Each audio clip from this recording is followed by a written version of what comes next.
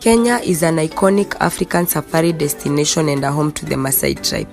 The Maasais are well known for their unique culture and tribal dress government policies focusing on the preservation of their national parks and reserves, with the exclusion of the culturally rich Maasai Tribe, have now made the traditional Maasai way of life increasingly difficult to maintain and preserve for coming generations to experience and learn about. During recent years, projects have been implemented to help Maasai tribal leaders find a way to preserve their traditions and way of life, while also trying to balance the educational needs of the Maasai children for the modern world. But education ni kitu moja tumeimpress sana. And that is kwa sababu the world is changing. Na hao pia wanajua education is something that if you invest in your child, that is the biggest investment that you will ever give your child as a Maasai. Wao pia wamekuja kuelewa hiyo. Many Maasai people have strayed away from their nomadic life to positions in business, commerce, and government roles. Yet, despite the modernized urban lifestyles they lead, many Maasai still happily head home clothes in designer brands, only to emerge from their traditional lands wearing their traditional colored shukas, countrywide sandals, and with a wooden orinka in their hands, at ease with themselves and the world. So we still practice those customs, those taboos in Maasai, kama kuchinja mbuzi na kunywa damu na kutengeneza ile traditional cuisine. It's just me as I speak to you, nasikia hiyo hamu ya kunywa damu tena hata nimemiss sana. So in a wide circumstance, we still practice a lot of things kama sisi wa Maasai, kuchinja ng'ombe in traditional way, tunachinja mbuzi, like those ceremonies we still tengeneza beer in a large scale kitu kama for example kuna hiyo circumcision ceremony tunaleta pombe mingi na inakunywa. So that is basically hiyo ndio kitu bado Maasai wana practice, they still practice it, and I think hiyo haina ubaya sana. Maasai began to replace sheep skins, calf hides, and animal skin for more commercial materials. The cloth used to wrap around their body is the so-called shuka in the Ma language.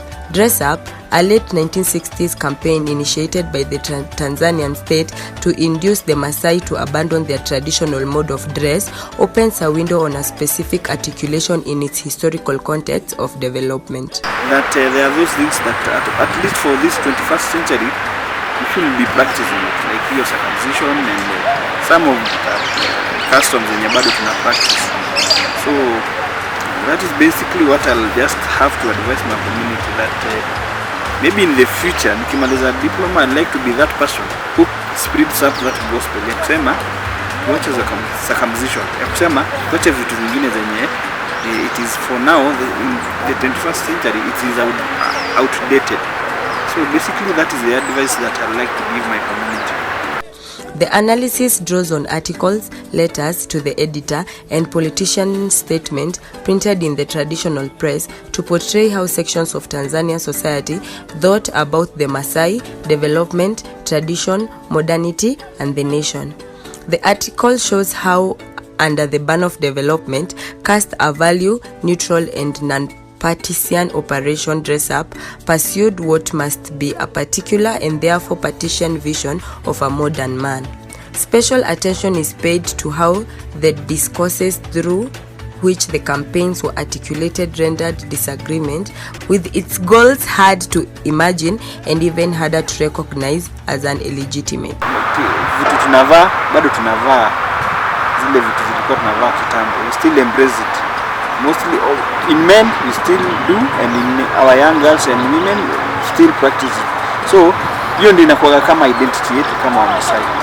That is our identity. That is why tulishindwa eradicate hiyo. Hata si eradicate, it is something that is not, but tunakuza hiyo kama Wamasai sababu that is our identification as our kama sisi Wamasai.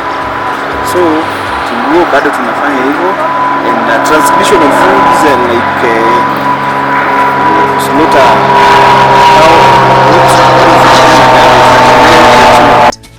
Concurrently, the policies associated between the goals of preserving Maasai culture and limiting their access to education and healthcare and the modernizing Maasai elders so as to integrate them into Tanzanian mainstream society. The elites of the post-colonial era pursued the latter and introduced modernizing measures such as dress code for the Maasai men and women. For a long time, Maasai have been looked down upon as savages, first by the English colonizers, later by the Kenya and Tanzanian state, as well as by other ethnic groups, and this continues till today. The 88, the image of the ignoble, dangerous, low, raw savage is the reverse side of their noble savage. This negative imaginary has been used historically in the oppression, forced relocation, and denial of infrastructure, schooling, and medical facilities that Maasai people have experienced and still deal with up to today.